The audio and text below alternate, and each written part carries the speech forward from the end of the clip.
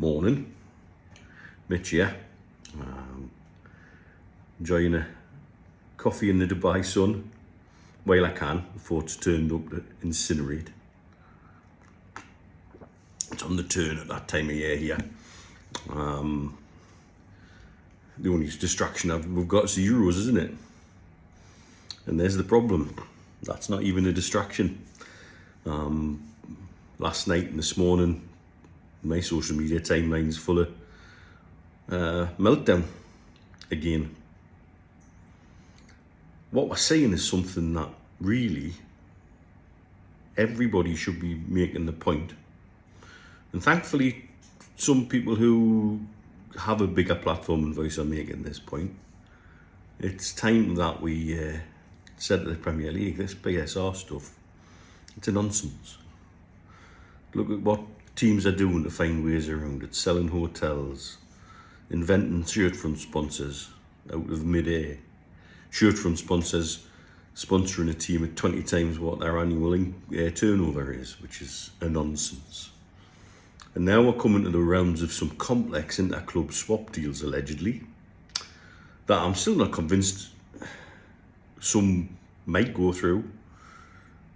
It's the kind of thing I would like to see us distanced from, just simply because when Juventus was stripped of titles and relegated and all sorts not so long ago, part of what got them into trouble was their dodgy dealings that involved swaps, loan backs, and something akin to a game of Uno crossed with chess to make the books cook and look better financially than they ever were.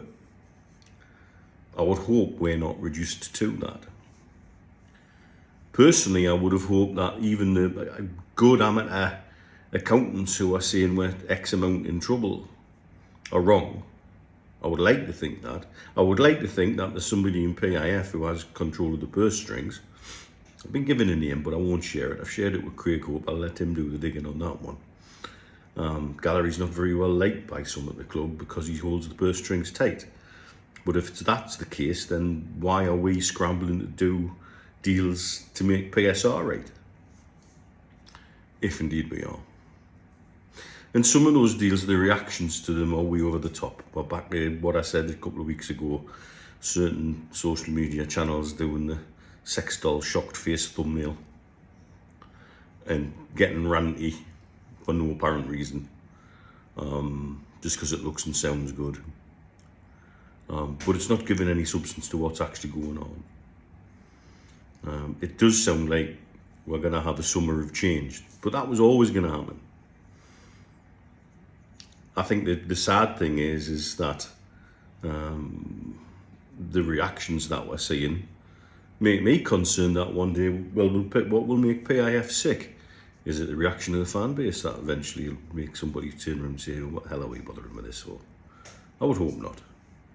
I've not heard anything to that effect. But it isn't a good look. And so I'd rather just try and keep a lid on it and just try and see what comes and hope that the people in charge have got some sort of plan, an idea about where they want to be. Minty, if he's the sacrificial lamb, I've got no more emotional attachment to Minty. So for me, as a tool to balance the books, I'm all for it, if that means we keep the jewels in the crown. It's sad though, and it's sad that we should have to do that.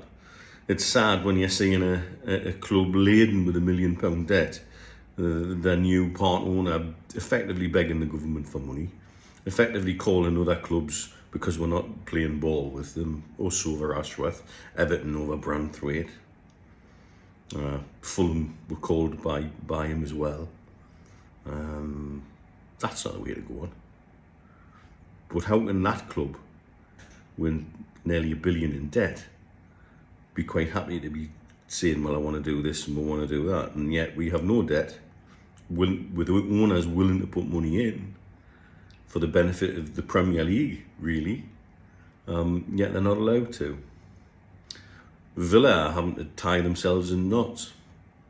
And you know, the only thing that'll hurt them at the end of the day is they're going into a Champions League campaign and they probably don't have an idea what their starting 11 is going to be until the day before the first game. because they're involved in so many, apparently, curious merry-go-round swap deals, cash here, loans there, when it's, in essence, the thing that's wrong are the whole rules that have been manipulated and manoeuvred to shut the door on us. And now some of those who voted along with it, thinking it would keep us quiet, are now realising it restricts them. And the turkeys were persuaded to vote for Christmas by certain few. It's interesting times, and I think out of that interesting times and the desire to be the best we can be, a little bit of disappointment at the way we could have done so much more last season if and but and all of that. I would like to think we're going to come out of it smelling the roses. But I would have loved to have thought that somebody somewhere had a plan in place already so that PSR wasn't even being talked about in June. And the only thing we were talking about was, would anybody trigger Bruno's release clause? Coming to that, we're kind of days away from that ending. And I still stand by I think that was a smart poker move by the club to say, show us the colour of your money. And ain't nobody got that to show. And why? Because of sustainability rules. Sustainability rules designed to do quite the opposite of really what they're actually doing. And it's a shame. It's a shame that we're talking about that. It's a shame that we're talking about selling somebody who could be a top-class young player to make those rules work. So we benefit in one way, but we don't get the longer-term benefit of having watching him develop into something else along the way. If Minty does move on, he'll always be, for some, the one that got away. It'll be a sliding doors moment for some.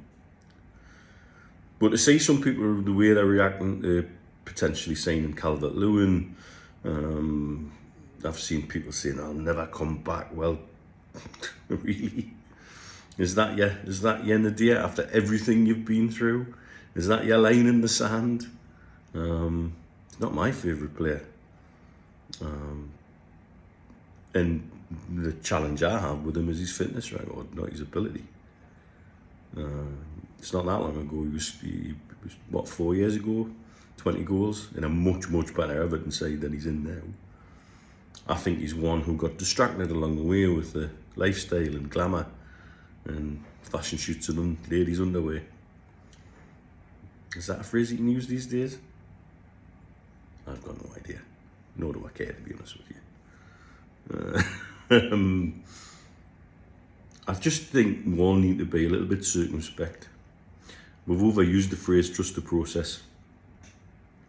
Trying to be a little less reactionary, because that's what some people are wanting from you. I still remain impressed with the club keeping their powder dry and not losing their rag. I do think the minute we cross the line, and I understand the question that people ask, why don't we just break the rules and take the punishment? My personal opinion is we will be punished harder than anybody else, because there's members of the Premier League will be standing, turning around, saying to those above them, see one, this is exactly what we told you that we're going to do, and they're doing it anyway. This needs to be stopped, and hammer them. And that's what'll happen. I wouldn't trust that we would get a fair hearing or a lenient hearing of anyone, particularly anybody appointed by the Premier League. And I'm quite sure that's how our ownership feel too. That's the challenge here. We almost have to be whiter than white and just bite our lip going forward that little bit longer. We'll have the results of the Man City arbitration hopefully in the next couple of weeks. It's all done now and wrapped up. We chatted about that on Friday night. We'll probably chat a bit more about it later on today as well. But that might change a lot of things. And I do think it's the reason why certain potential new sponsorships are there, but maybe it's just on hold a little bit longer before announcement. Because if suddenly fair market value and such things like that in related party transactions starts to become something that the Premier League have less control over, that opens doors. And again, it comes back to how can somebody sat in London work out what the value of a sponsorship to a related party in the Middle East actually is, because the markets are so very different. The value is different to the actual pound, shillings and pence worth. Not that they'll ever admit that. It's a strange situation with it all. But at the minute, we're still playing by them rules. And I think it's the more cracks in the door we can open, then eventually they become a more level playing field. Because again, it beggars belief to me how you can have clubs billion in debt, being able to talk about making moves in the transfer market when clubs with no debt or very little debt are hamstrung by other criteria. I find it amazing how Salah were probably restricted in what they could do to put their name on our shirt front, when Wolves and Crystal Palace seemingly have two pseudo betting companies that may or may not exist in real life, and it's passed almost on the nod. And if you want to dig into it further, the so-called CEO of the shirt front sponsor of Crystal Palace, the picture they use on the website is that of a dead Chinese TikToker who passed away 3 years ago. Yeah. And that's very similar to 8xBet, who were Man City betting partnership that was investigated in their 115 charges. If you look up 8xBet and that company's history, that's some bedtime reading for you. They used stock images on LinkedIn to create, CEOs, COOs, etc., etc. And all the images were straight from places like Getty, and very, very searchable these days with the technology we have to do reverse image searches. This is all part of the big financial game that dominates the game we love when it boils down to it. Personally, I cannot wait for next season to kick off, because then once we're in the trenches again, we'll probably be more worried about who we're fighting this weekend on and off the pitch than we are about financial goals and worrying about what the squad's going to look like, because we'll have an idea by the time the first game kicks off what our squad does look like. And I remain convinced that Isaac and Bruno will still be in that squad, and we'll have some nice additions too, and a bit of a shake up to the depth. Keep it hard, everyone. Don't bite. Yes, express your concerns. You can say, well, I'm not very impressed that we're going after player X, but still be behind the club and the strategy and the manager and what they want to do. Nothing's ever black and white other than Newcastle United. I think we all do well to remember that in life sometimes. See you later, everyone.